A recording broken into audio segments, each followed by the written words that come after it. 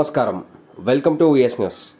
నాగర్ కర్నూలు జిల్లాలో భారీగా నిషేధిత గుట్కా ప్యాకెట్ల పట్టివేత. నాగర్ కర్నూలు జిల్లా కేంద్రంలోని పాత మార్కెట్ యార్డ్లో సిఎస్ఎస్ పోలీస్ దాడులు నిర్వహించారు.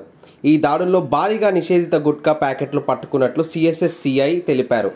గుట్కా ప్యాకెట్లను సీజ్ చేసి నిందితులపై కేసు నమోదు చేసి దర్యాప్తు చేస్తున్నట్లు సిఐ తెలిపారు.